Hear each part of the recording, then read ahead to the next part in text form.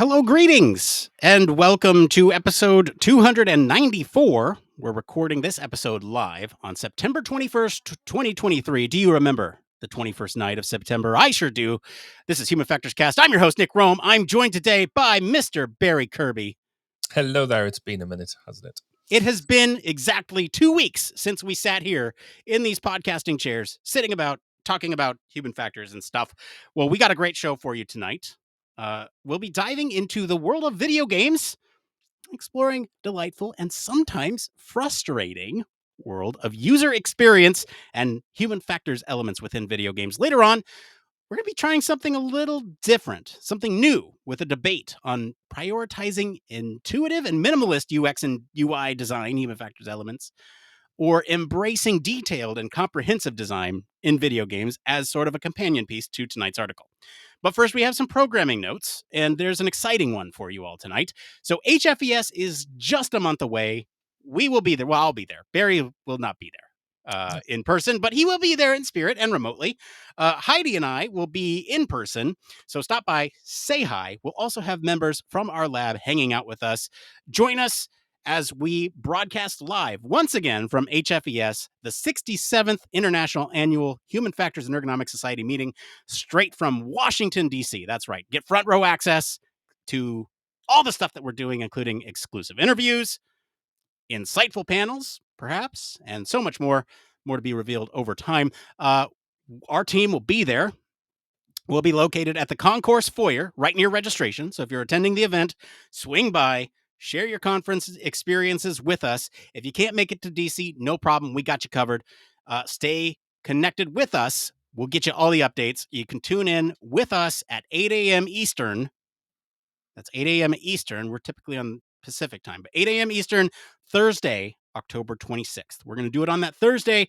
Give us a little bit of lead time with some of the stuff that we'll be covering. So that way we'll have more sampling from the conference for you this year, which I think will be really exciting. The live stream will be accessible on our channels here, anywhere you find the Human Factors Cast stuff, as well as the official HFES social media channels. For the weeks leading up to HFES, we are going to shift the show model to a bi-weekly release. So this is kind of the next big announcement. And this is just to give us a little bit more time to help prepare for the upcoming coverage of the event. It's kind of like our Comic-Con. We do spend a lot of time and effort putting in resources and time and prep work into this event, this coverage, since it is sort of where all us human factors geeks get together once a year. So just to kind of preview the schedule, October 5th, we'll have a show. October 19th, we'll have a show, and then we'll do the live coverage on the 26th at HFES.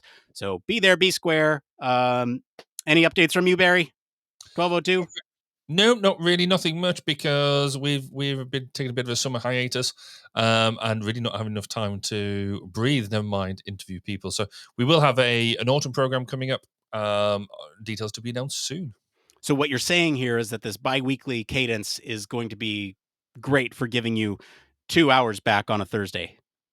Yes, and the rest of it. So, yes, that'll be great. Good. Well, let's get into the news.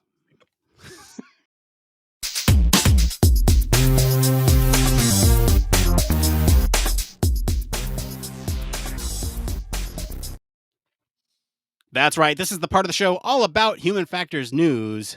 Barry, what is our story this week? So this week we are talking about delightful and frustrating UX in video games.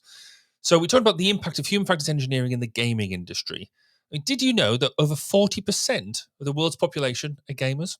That's a massive user base that needs well-designed user experiences when they play their games. The author of this article is a UX designer, and they admit to spending countless hours playing games, and through this noticing the common patterns that lead to both delightful and or frustrating experiences when they game. The article discusses things like menu screen design, information display, and heads-up display, or HUDs. The methods in which the information is visually relayed to players as part of the game's user interface. One example of a frustrating experience is where the game bombards you with overwhelming amounts of information, particularly through its menu design. So we're going to talk through tonight 12 main examples that they bring out. There's going to be 6 frustrating ones and 6 delightful ones. So, Nick, you enjoy a good game. You're self-professed gamer. What are your thoughts on the article so far? So this is interesting, and I thought this article would open up a wider discussion for us. So for me, it's very frustrating as a gamer, and to be in this field sometimes because I know that things can be done better, and I'm aware working in software development what some of those limitations are and where sort of the people behind the scenes would have not cut corners on some of these experiences that we'll talk about here. Um, so there are a lot of other factors in game development that prevent a product from being perfect. That being said, I don't think perfect should ever be the enemy of good. And I think this game development is interesting because the product itself is iterative, where the design of the product itself is iterative, but then also the entries within a series or across developers or publishers are iterative as well. And you learn lessons from one game and apply them to another, and games just get better over time. And so to point out some of these frustrating UI things that the article comes up with, yeah, they're frustrating now, but we'll learn lessons from them. And in the future, hopefully those problems will be solved. And we can nitpick on those all we like, but these are just some notes. I compared gaming as a whole to like complex systems earlier. I'll get more into that analogy later, but the whole thing to me is very fascinating. So Barry, you yourself didn't necessarily classify yourself as a gamer, but I'm curious on your thoughts of this whole thing. Yeah, so as you said, in some respects, I'm going to be a bit limited because obviously we're going to be talking about some specific examples, and I've just not played them. I'm not that gaming person really. I never really have been. I've wanted to get into gaming. You know, I buy some of the platforms and stuff like that, but I know I've got a 360 and a PS4 basically sat on the shelf gathering dust and cobwebs. But I do spend a lot of my time about, when I'm doing UI design and system development, I use an awful lot of gamification and gamification techniques, and have done lots of research around gamification. So the mechanics of gaming I'm quite familiar with, and so I'm quite looking forward to talking through some of them. But also, I've done a lot of work around the using, you could either call it serious gaming or the use of simulation for training, and have done a lot of work around that. So, and also the observed how we've seen the development of some games and how, let's say, some organizations have used the development of gaming in order to reduce their training burden and increase their recruitment, for example, when we talk about military examples later. Um, but fundamentally, if we talk about the entire gaming thing, I'm just kind of not that person, with one exception. And that exception, I do like a bit of Minecraft. I will. I'll sort of dip into that and play that. I do have a realm and stuff like that, and I guess that's because it's, you're basically creating your own game as you go. You're creating your own game mechanics. What is good for you and things like that. So that's interesting. There's another part of this which I think is really cool as well. Is around the generational aspect of gaming and how the generations are changing and evolving. If you go back, not actually too many generations ago, nobody did gaming because the facility didn't exist. Yet now we've got a significant. I mean, we sort of say 40% of people are gamers, but then what is a gamer? Is it somebody who is got a platform? They sit and dedicate maybe an hour or so of their time a day to playing a game and enjoying a game in its entirety, or is somebody who's playing, a simple app on their mobile phone? Are they a gamer, or are they something different? I think we're being all inclusive. We're bringing everybody in, but it's interesting seeing different perspectives on what that means. But I sort of echo what you said, is that in terms of UI design, I don't really see any difference between developing the UI of a game to any other interface I design, be it for a fast jet or anything like that, because the way I see it, the basics are the same. You need to be able to onboard people. So somebody who's never used something like this before, you've got to be able to bring them in a way that doesn't overload them, but allows them to explore. You've got to be able to make sure they can do the basic elements of what they need to do. But if they want to do more complex things, then them sort of things are available, shortcuts, all that sort of really good stuff. Um, I guess that the big difference in gaming is you've got to allow people to explore the environment that it's in. You've got to be able to give them the information to work with, but also be able to provide a level of challenge, because you don't just sit there and just play the game just for the sake of it. You want to have a level of challenge, and therefore you get the enjoyment of beating either the levels or the game or whatever, and that sort of thing. So I think fundamentally the UI piece is I don't think it's really that much different. It's the perhaps the outcome that we expect out of it, and it's you're trying to keep people immersed in what they're doing for as long as possible, and therefore good and bad UI is going to affect that. Does that make sense? Yes, it does. Yeah, good. Well, yeah, sometimes it does, sometimes it doesn't. So, I mean, I guess to dig into this into more detail, what we've done is list each of the different, so the six frustrating ones and the six delightful ones, and I think almost just take them one at a time, because they're actually all of them are really good indicators, and it'll be interesting. Again, from the perspective you've played some of these games, I've not, or we've heard of them, we've seen some bits of stuff. So it'll be interesting to, if one of us have engaged with it, to understand maybe a bit more about what it is. But would that be a sensible approach for you? Do you think? Here's what I think we should do. We should go through the list, so that way everyone is aware of what is out there. Some of these I would almost argue is subjective. There are some that are, Hmm. um, this is obviously the author's opinion, and I think what we do is we just list the um, sort of the frustrating experiences that they mention. We'll list the delightful ones, and then we can kind of pick apart some of these. What makes it frustrating or what makes it delightful at a high level without necessarily thinking about the example that they give, given that not everyone will have played that thing. If we need to, we can dive into it a little bit to give it some strength, but I think that's what we do. So let's go over the frustrating experiences here first. Maybe I'll do this one, Barry. I'll have you read the delightful ones after. But they list six frustrating experiences here. The first one is on Death Stranding. They mention an overwhelming display of information. The second one being Legend of Zelda Breath of the Wild. There's too many options, making it hard to navigate through the menu. Number three is Gran Turismo. There's inconsistent menu interactions. Number four, Resident Evil 4, the 2023 remake. They forcefully pause gameplay when picking up an item.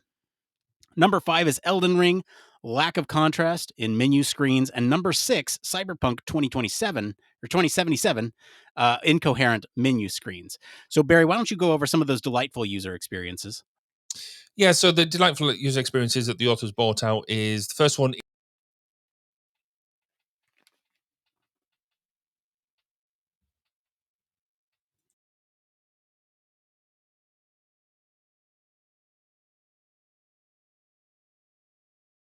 is in Red Dead Redemption 2, minimal UI to complement the rest of the style of the game. Number four is Dead Space in the 2023 remake is a themed UI without sacrificing the UX. Number five is Horizon Forbidden West, customization accessibility settings. And finally, is number six is Resident Evil 4 2023 remake again, inventory organization. So to look at them, I guess them frustrating ones. I mean, the thing that sort of really hits me with all through them, with the exception of one, I think it is, they're all about the menu. They're all about how you interact with the menu controls, one way or another. In fact, no, there's two separate ones, isn't there? But the thing that seems to come out most is that menu design, wouldn't you say? Yeah, I agree. And Barry, I'm going to have you re-record something really quick just because you froze up as you were going through the list. Can you Yeah. just read like 1 through 3 one more time? Okay. So number one, Red Redemption 2, they have a minimal, easy to use menu. Number two, Returnal. New information is stored in a database with a logical information architecture. Number three, Stray. It has a beautiful minimal UI to complement the rest of the style of the game. Number four, Dead Space, the 2023 remake, has a themed UI without sacrificing the UX. Number five, Horizon Forbidden West, customization and accessibility settings. And finally, number six, Resident Evil 4, the 2023 remake again, inventory organization. Yeah, Are they right? to go off your point, I think you were talking about the menu structure and sort of navigation, right? And that seems to be where a lot of these delightful user experiences seem to be, or the frustrating ones. The frustrating ones. So Right. Yeah. out of the six, four of them we're talking about either inconsistent, incoherent menus, or the actual design of them. So you mentioned the Elden Ring, I'm a lack of contrast, and then also Legend of Zelda having too many options, making it hard to navigate through the menu. So it seems to be that if you have a menu system within a game, because any sort of menu interaction is going to take your level of immersion out of the game, because you're having to do something that isn't part of the actual environment. And you want to make menu interaction as sleek and as slick as possible. And so it seems to be that this is why it comes up. I can imagine that whenever you develop any sort of menu system, if you don't get it right, it can jar with whatever else is you're going to do. So presumably that's what they're finding in these games as well. Yeah, you're right. And I think this is an interesting take on it because a lot of the frustrating experiences do come down to some of these potentially best practices that we know how to handle. And in some of them, they're an artifact of the game systems themselves, right? Be it world maps or different items or mechanics that you can use within the game. And so the fact that, or information overload, even. And so there's a lot of things there that we can kind of draw conclusions from based on other things. And this is where I'm kind of getting at the comparison between video games to other complex systems like aviation or medical devices or even just medical settings, right? So, thinking about all this, and I'm going to kind of go through a list here of comparing these two, three things, just to kind of drive home a point of why we're talking about them. The real difference here for me is the consequence of error. In these other domains, you're looking at the consequence of error being life saving events or life critical events. Where obviously if something goes wrong in an aircraft or in a medical setting, it's not good news. But if something goes wrong in a video game, the consequence is death, but what does that really mean for you? Well, you get to try again. There are some games that punish death a little bit more harshly than others, but I think this is an interesting take, if only because that to me is the main difference between these two realms. Now, if you think about sort of this frustration piece, all of it, aviation, medical, video games, all need to be sort of this user centered design. It's all about the players with video games. It's all about the pilots with aviation or the maintainers or the doctors or the nurse practitioners or whoever else in these hospital settings. And so if you think about all these things, it's ultimately designed or it needs to be designed for the person at the end. I think both examples work here in terms of the sort of cognitive load piece. This is where it gets really interesting to me because in aircraft or medical systems, you have high cognitive load on users sometimes, especially in high stress situations. And they're the design of a lot of things in these spaces are meant to reduce that cognitive load. Where in video games, this is kind of an interesting flip side where you have this frustration actually being designed in the sense where you need to design frustrating things for players to overcome to feel good about overcoming those things. And sometimes these can be like challenging players cognitively in terms of puzzles or attention, problem solving, or even skill based things where you're platforming on a tight platform or you are engaging in combat that requires high reflexes. Again, like all this is super interesting, but again, you bring up the frustration being primarily with menu systems and sort of the overload of information within these menu systems. And so, what does that say about video games at a high level? From this author's perspective, I think it says a lot to say that video games generally are fun and that the most frustrating parts are the parts that are not fluid with that primary game experience where the combat loop or the platforming loop or whatever thing you're engaged in because you have to navigate to a menu. Mhm. And so I've seen some examples of this the um, where the menu doesn't necessarily take you out of things. Where I think there's an example on one of the delightful user experiences about menus, and I have to look at the list one more time here to refresh my memory. But I think it was, and if you find it, let me know. They had the first one, which was a minimal, easy to use menu, and then Yeah. the So, minimal well, the rest of the style of the game. yeah, there's two interesting things here for me. So one is going to be the um, Dead Space UI. And that one's an interesting one because it's an actual in-game UI. I think there's like a, in-game element where you're actually looking at a menu on your person. And so it Mm. doesn't feel like you're getting ripped out of that environment. So it doesn't ruin the immersion. The other interesting thing to me is that a singular game can do something right and wrong at the same time. And that's here evidenced by Resident Evil 4, where it doesn't do a great job, especially with, at least in the author's opinion, here, pausing gameplay when you pick up an item. But they praise it for their inventory organization. So the ability to organize that inventory. Um, and so it's possible that it excels in some places and doesn't do so great in others.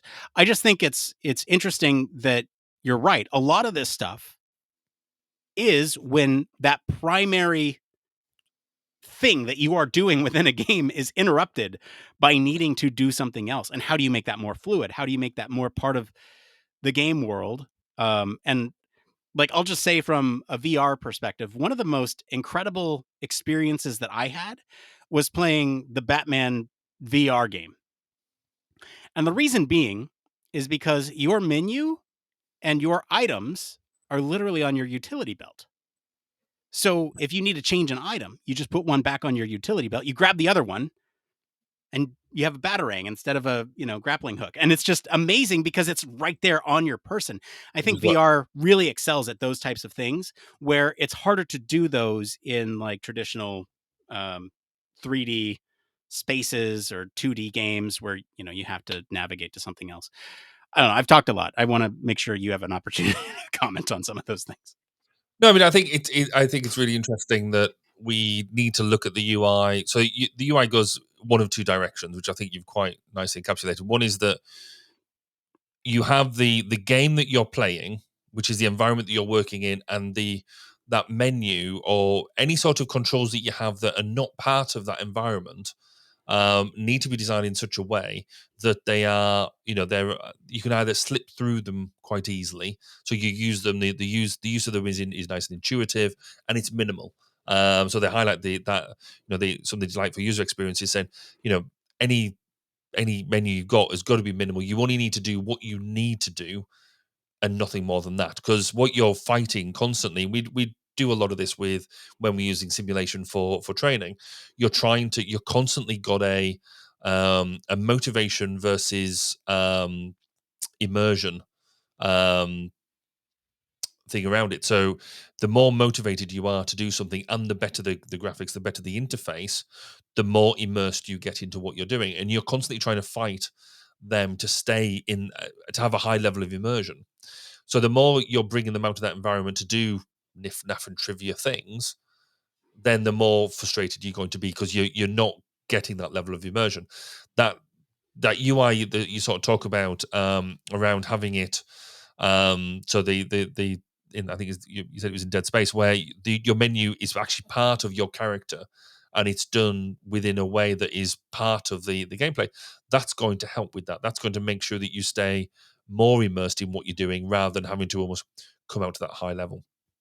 But you'd almost, I do find it quite surprising um, that the amount of money that is spent on gaming and the amount of people involved in developing gaming.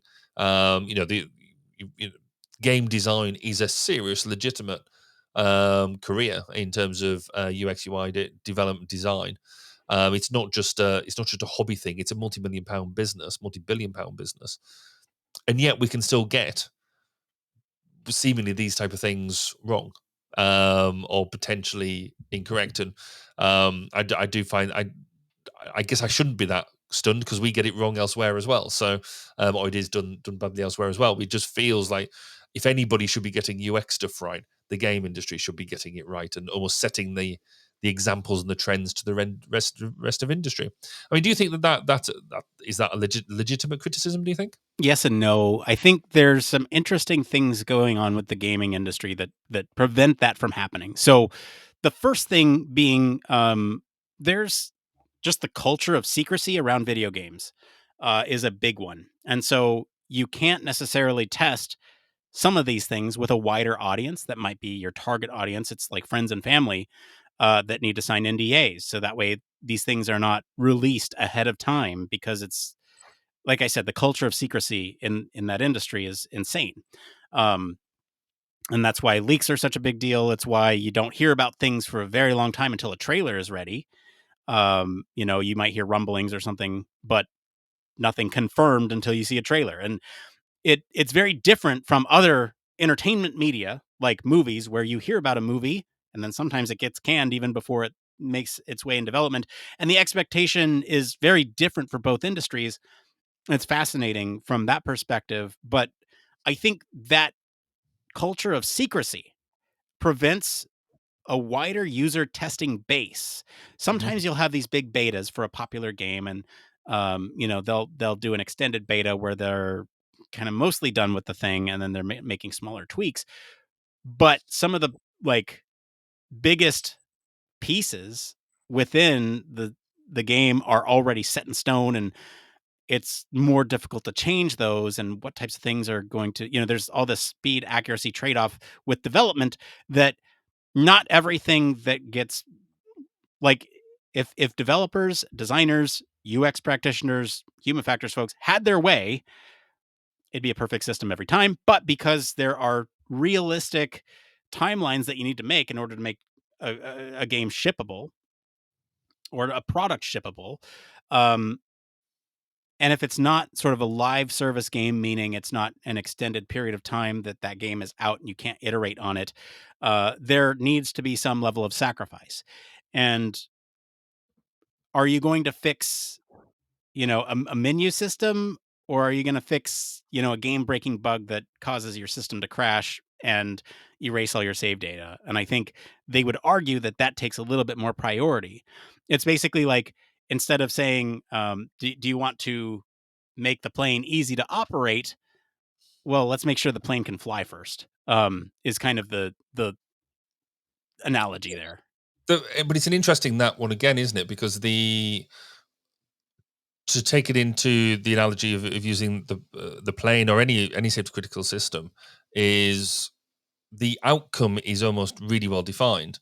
You want plane to fly from, or the pilot to be able to fly the plane from point A to point B, doing certainly in the military context, doing something along the way, and you can almost easily measure, or relatively easy measure, the outcome. Were they able to do the task? Yes, they did, because there's a big crater or whatever the outcome of it is. The plane landed in one piece. Brilliant. That's great. And then you can get into, what was their workload like? Were they fully situationally aware? Did they think it was a good user experience? So our measurement technique there is comparatively simple when you compare it to a game where you're trying to challenge, you're trying to induce a level of stress, but just enough stress to make it a challenge in order for them to accomplish something.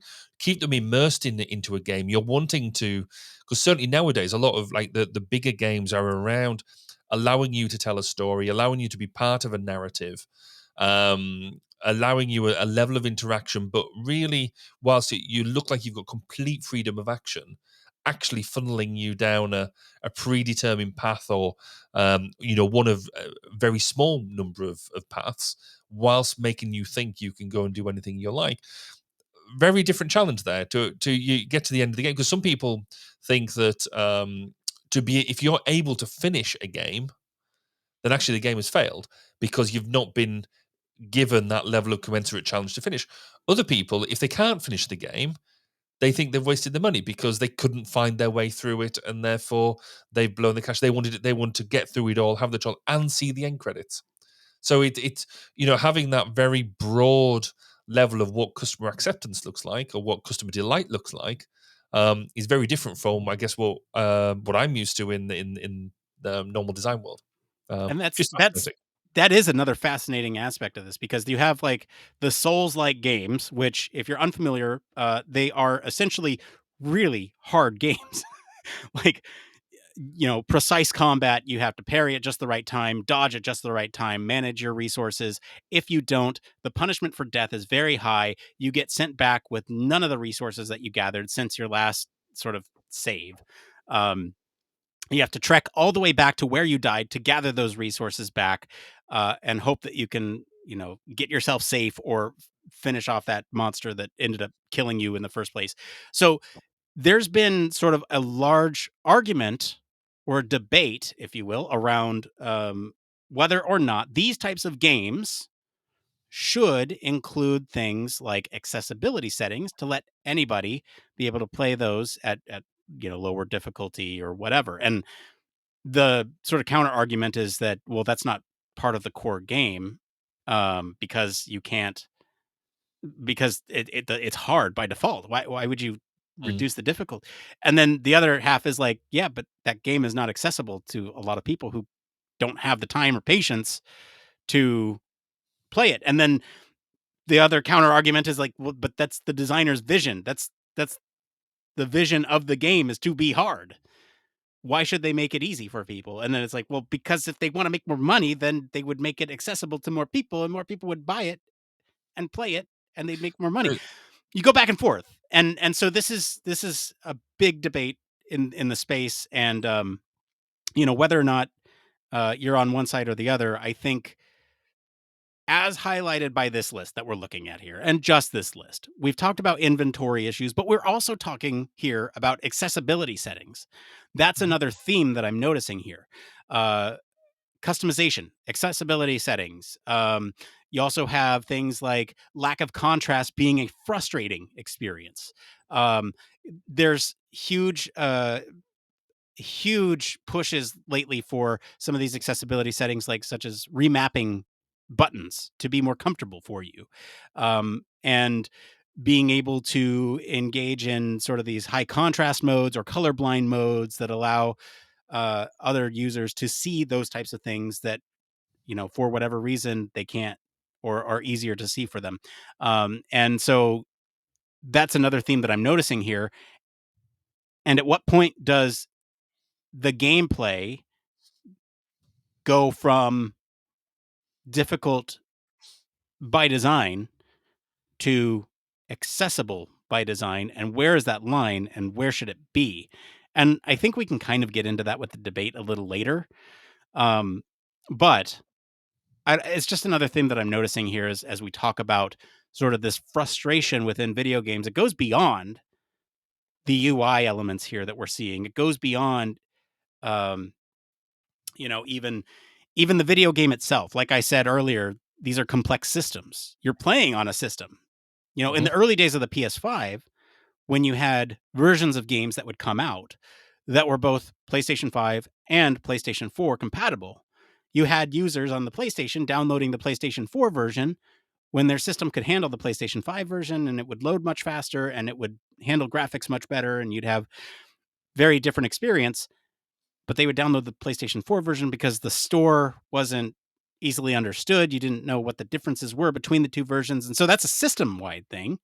Mhm. And that impacts your enjoyment of the game because you get a different experience with it. And so that's where I'm saying, like, this is not just a contained experience within one of these apps.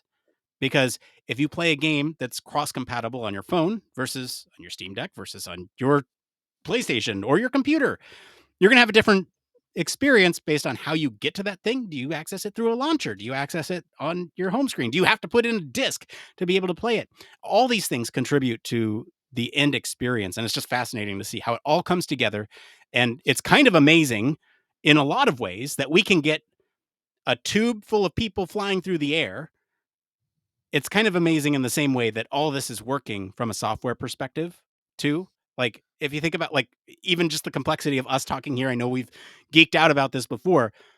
I have a system on my end. You have a system on your end. We're communicating through this other thing. And that's a whole other experience factor that we haven't even touched upon yet, is teamwork and communication. It's true. I mean, what is really interesting for me in terms of this overall is it kind of goes to what you were saying earlier of what is the intent of the design, the difficult by design or the accessibility by design, because some people have described this in some of the other literature when I was sort of reading around this a bit, is that, is it software? Is it something that is meant to be achieved? Or is it art? Is it something that somebody has a vision, and therefore, you shouldn't mess with that vision as such? They have an absolute right to, in the same way that art is not necessarily accessible. That you have a piece of art just purely because you don't understand what it's trying to say, but part of what the value of that art is it's in your own interpretation. It's in the way that you access that piece. And I think I've spoken about this before, where I've struggled to understand art in the past because it's just blobs on a piece of canvas as far as I'm concerned, until somebody then explained to me around, well, it's about the journey. This is why I did what I did. This is where I got to. This was my struggle. This is how it's expressed. That means something very different now. And somebody said that game development, particularly around the really beautiful games, the really well thought out. So not just the simple thing on your phone, but the stuff that has a longevity to it, is not just a piece of software. It's a piece of digital art that you can interact with.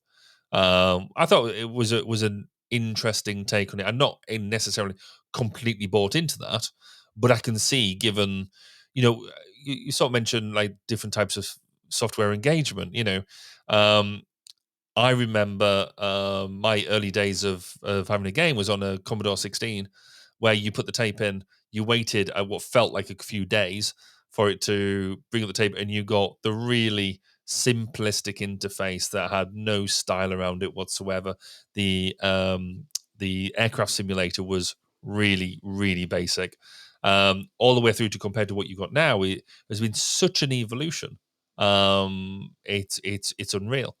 And again, now you see, you mentioned already about going into VR and AR. Where are we going to be with game play in another 10 years, in another 20 years? And I reckon that number that we said originally, around 40% of people being gamers, will be vastly higher, if not double, if not like nigh on 90 to 100% of people will be gaming. Is a prediction I make now, and you can come back and listen to this in 10 years' time and see whether I'm right. Yeah, we'll bookmark this episode. All right, we're going to take a quick break. Thank you to our patrons and all of you for selecting our topic this week. Thank you to our friends over at UX Collective for our news story. If you want to follow along, we do post the links to all the original articles and our weekly roundups in our blog. You can also join us on our Discord for more discussion on these stories and more. We're going to take a quick break, and then we're going to be back, and we're going to try something new live, and it'll be really interesting and see how it goes. All right, with that being said, we'll be right back right after this.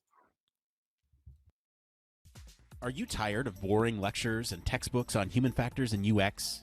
Well, grab your headphones and get ready for a wild ride with the Human Factors Minute podcast. Each minute is like a mini crash course packed with valuable insights and information on various organizations, conferences, usability methods, theories, models, certifications, tools, and much more. We'll take you on a journey through the fascinating world of human factors, from the ancient history to the latest trends and developments.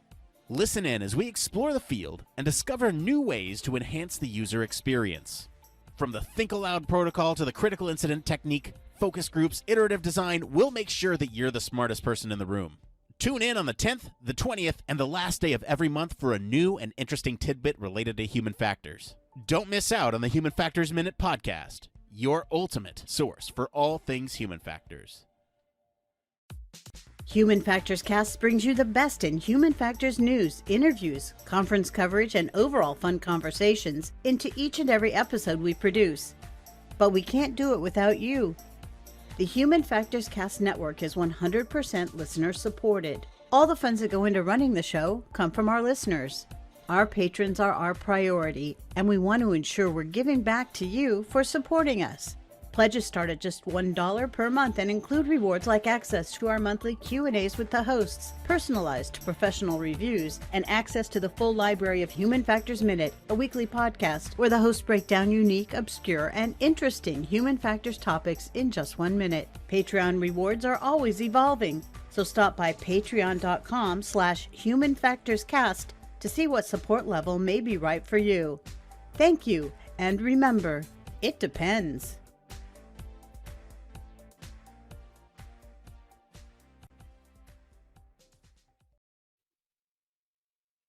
Yes, huge thank you as always to our patrons. We especially want to thank our Human Factors Cast, All Access, and VIP patrons, Michelle Tripp and Neil Ganey. Patrons like you truly keep the show up and running. We could not do this without your support. Just as a little FYI, I mentioned at the top of the show that we are gearing up for HFES this year. You also might know that we have a Human Factors Cast Digital Media Lab. And if you are interested in communicating human factors or working with us here at the podcast on various projects to help build up your portfolio, we have a lot of work in the hopper that we need to prepare for HFES with. If you want to get some work experience, get some stuff out there, let us know. Get in contact with us, humanfactorscast@gmail.com. You can also reach out to us on any of our platforms. We'll respond to you there. But it's a great opportunity. Always like to bring it up every now and then to let y'all know that we are doing stuff beyond just podcasting. So if that interests you at all, let us know. I guess we don't have a transition for this. Should I just play the It Came From? Like, it's not a... Just do it anyway, and then... It came from...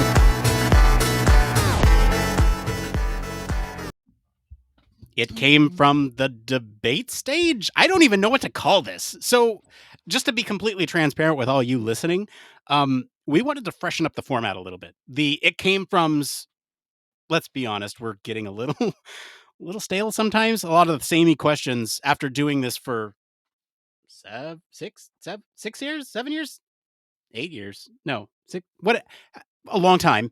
A while. We start to see the same questions come up and just phrased in different ways. And we wanted to try something new. We're trying this completely on the fly here. So join us on this journey, as it's probably going to be embarrassing and we're probably going to struggle through it a little bit. But the idea here is that we have a debate topic that is tangentially related to the article topic that we talked about tonight on the show. We'll each take one side of this and argue points for that perspective from a human factors standpoint. And again, this is related to the primary article. So the prompt for tonight, Barry, is: should video games prioritize intuitive and minimalist design, potentially sacrificing depth, complexity, or should they embrace detailed and comprehensive design at the risk of overwhelming or ostracizing new players? So, Barry, you have opted for which argument? I'm going to be pushing for the intuitive and minimalist design approach. So minimalist UX UI design. And the main reason behind this, and what I want to push, is that if we have a intuitive minimalist UX UI design, then it has the greatest chance of success. The reason behind that is because you're going to have broad accessibility. Everybody is going to be able to get in and play the game. Those people who are possibly more like me, who is more of a casual user, there is nothing worse than trying to get into a game and do so. You get overwhelmed straight away with lots of stuff going on. You have to learn lots of different bits, lots of the instructions on how to use it. I immediately get turned off. I don't want to play. So if you want to get casual users into it, then you need that minimalist design so you can get immersed into it straight away. And then hopefully, if you've done it properly, then you will be able to keep on going playing that game. If it's too complex, you're just not going to start. Therefore, everybody loses. You don't create the money from it, and nobody plays the game. Nick, so what perspective? Obviously, that's my first opening gambit on this. So, what perspective are you taking, and what's your initial thought? Sure. So I am taking the argument that video games should be detailed and comprehensive. And I'm going to steal the point that you were talking about earlier in the article discussion that video games are art. I believe that video games are art. I believe that they are a vision, not necessarily of one person always. Sometimes, in the case of indies, you do have a video game that is representative of that one person's image or vision for the product. I think video games are a collective piece of art that represents the video game team, the design team, the development team, the art team, the story team, everybody that contributed to that singular product. And I think that in itself should be reason enough for video games to be whatever they want to be, whether that's complex or intuitive. But again, I'm kind of arguing for the complexity here. So what I'm going to say is that in this case, with a piece that is robust, that has depth and complexity, you're going to capture the gamer market. We mentioned at the top that 40% of the population is a gamer. Well, why are we not capitalizing on that 40%? Let's get that depth in games and make that comprehensive design cater to that specific demographic. So that is my initial standpoint. Go. I don't know how to do this.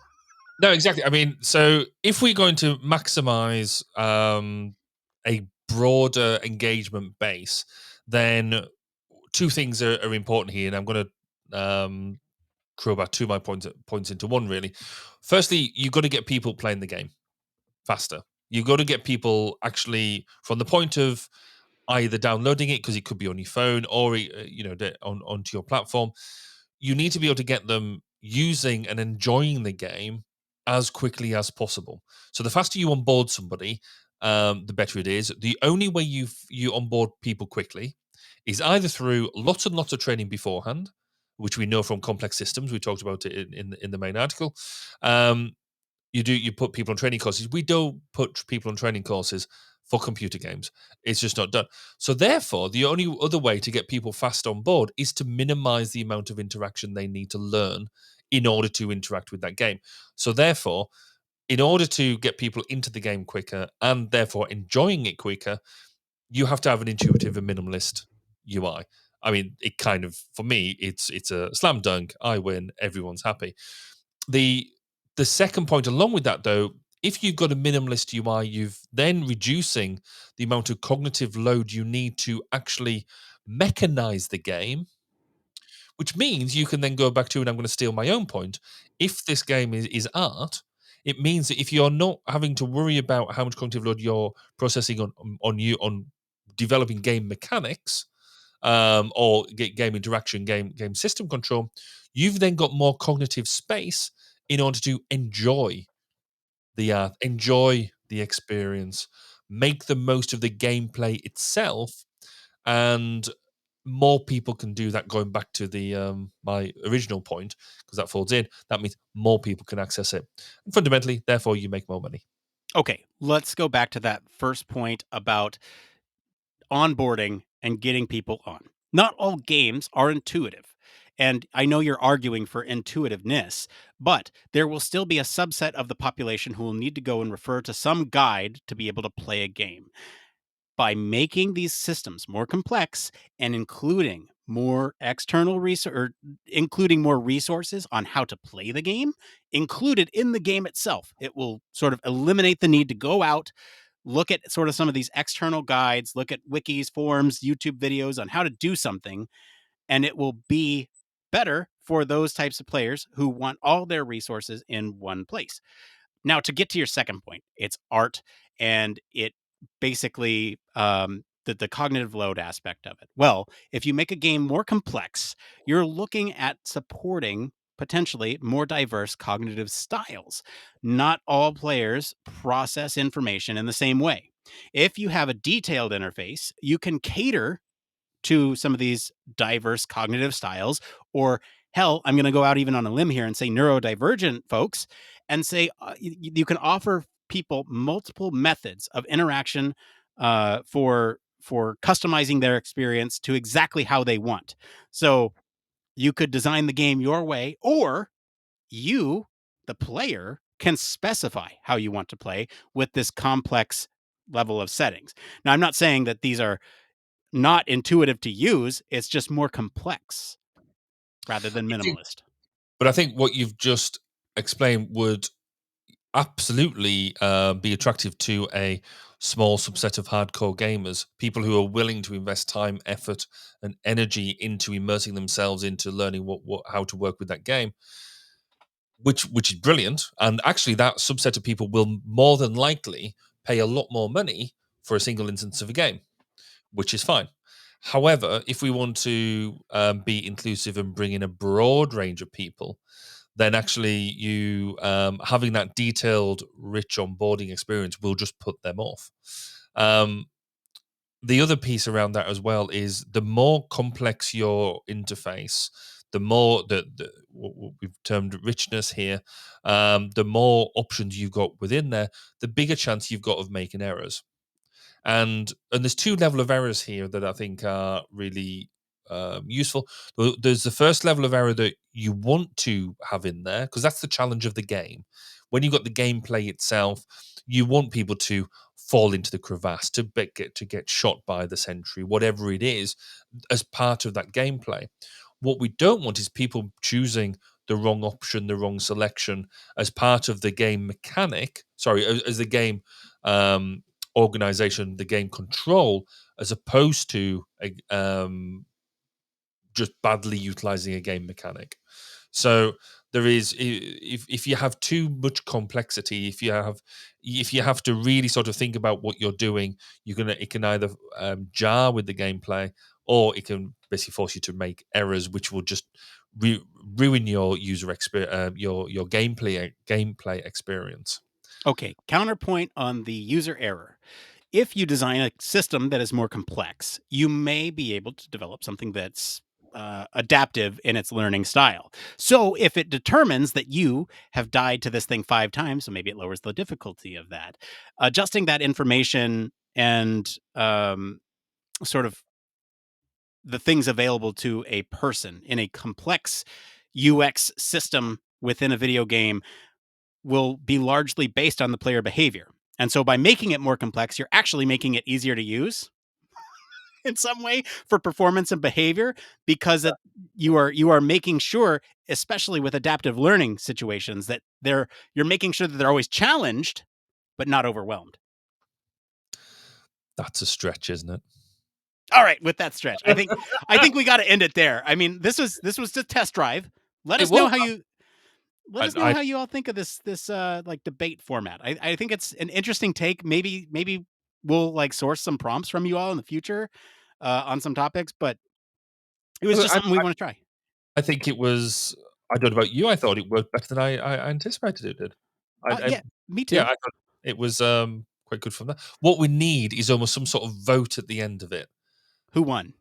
Yeah, I mean, if we have a debate, somebody's got to win. Clearly, Okay. anybody's done debating 101. No poll, but sound off in the comments. Who won that debate? And if it's not me, that's fine. Obviously the true answer is somewhere in the middle.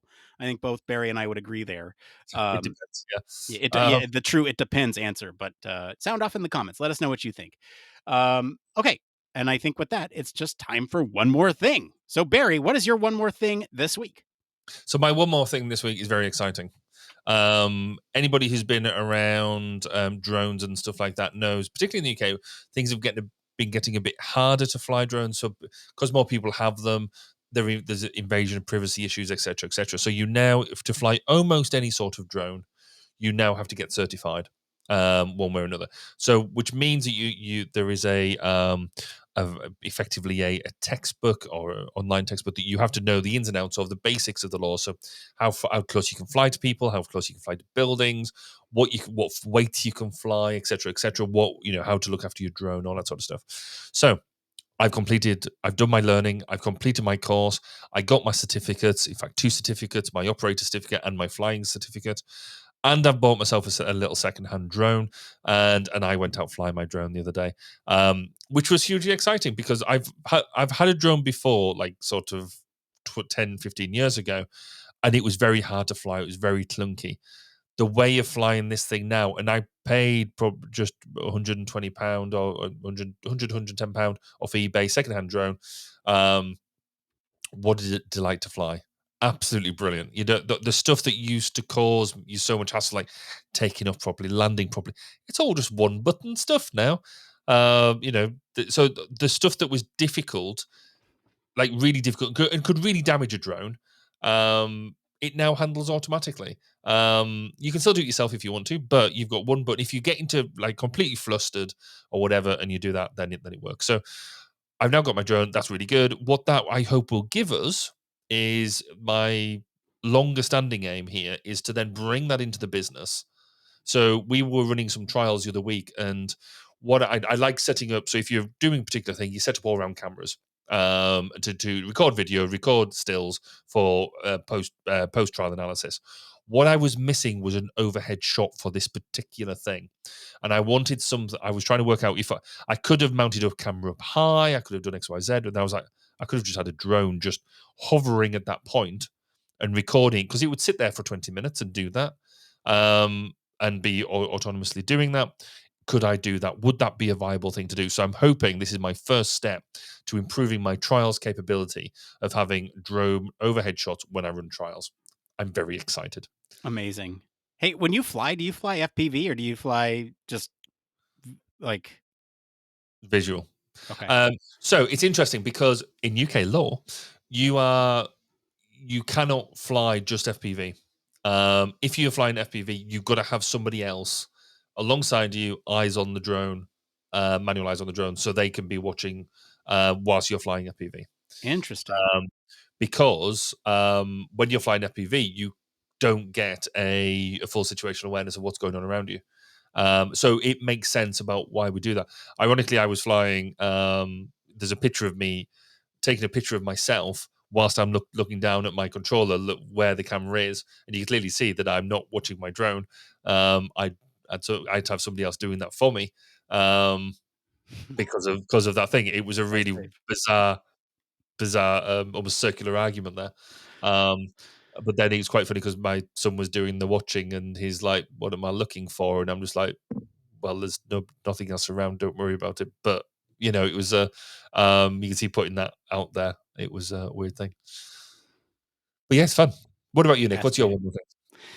So I had like many one more things, and you chose my number two, which is interestingly enough applicable to our topic tonight. So board games is the topic, and um, I'm now down in my ADHD rabbit hole again of like, you know, I bought a new board game, and now I've bought the sleeves for the cards, and I'm going to put every single card in those sleeves, and I'm like going down all these rabbit holes of like, how can I enhance this and make it like this awesome thing to play. It's Star Wars Villainous, and it's basically where you take the perspective of the bad guys and you try to, you know, do certain things, right? So like General Grievous will collect 8 lightsabers, Asajj Ventress does missions, and Vader tries to turn Luke Skywalker, those types of things.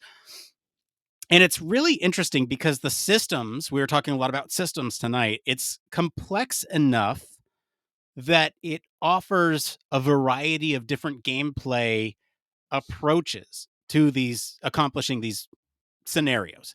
And it's also very interesting playing this game with my wife, where she's not a board gamer. I've played some in the past, but like, you know, the super complex board games I will probably never touch because there's too many things going on. Sort of working against my own debate point here. But I think it's just fitting that we're talking about this because as my wife and I were trying this last night, I felt like there was just the right amount of learning for this board game where we felt accomplished after we had completed a round, and it was just a test round. It was a test um, game for us to see how the mechanics worked and how, you know, we would interact with all these cards and what they all do and how to play the character. It was just a fascinating experience, and so we're going to try again this weekend a couple times with a couple different characters now that we get the flow of the game. And it's just, that's very rewarding when you get to that point of not mastering a system but understanding a system so that you can attempt to start mastering. And that's it. That's my one more thing. And that's it for today, everyone. If you like this episode, enjoy some of the discussion about games, I'll encourage you all to go listen to episode 257, where we talk about, do video games affect your well-being? Comment wherever you're listening with what you think of the story and our new debate format, who won that. And for more in-depth discussion, you can always join us on our Discord community. Visit our official website, sign up for our newsletter, stay up to date with all the latest Human Factors news. If you like what you hear, you want to support the show, there's a couple things you can do. One, you can stop what you're doing right now, leave us a 5-star review on your podcast medium of choice. That always helps us out. Two, this helps us out more than those 5-star reviews. Tell your friends about us. You know, we're going to be there at HFES, and if they're going to be there, let them know and tell them to stop by the booth. Maybe you'll hear your friends on the show. 3, consider supporting us on Patreon if you have the financial means to. I have now a board game addiction that I need to fund. Just kidding. That all goes back into the show. Just kidding, like Barry kids about his car. And as always, links to all of our socials and our website are in the description of this episode. Mr. Barry Kirby, thank you for being on the show today. Where can our listeners go and find you if they want to talk about Minecraft? If you want to come and talk to me about anything at all, including Minecraft, then come and find me on X. Do we have to call it X? At Baz_K or any of the socials, just search for Barry Kirby, you'll find me. If you want to come and listen to people I interview, interesting people around the Human Factors domain, find me at 1202 the Human Factors Podcast at 1202podcast.com. As for me, I've been your host, Nick Roome. You can find me on our Discord and all social media at Nick_Roome. If you want to talk about Human Factors, Star Wars, video games, it's all there. Thanks again for tuning in to Human Factors Cast. Until next time, it depends.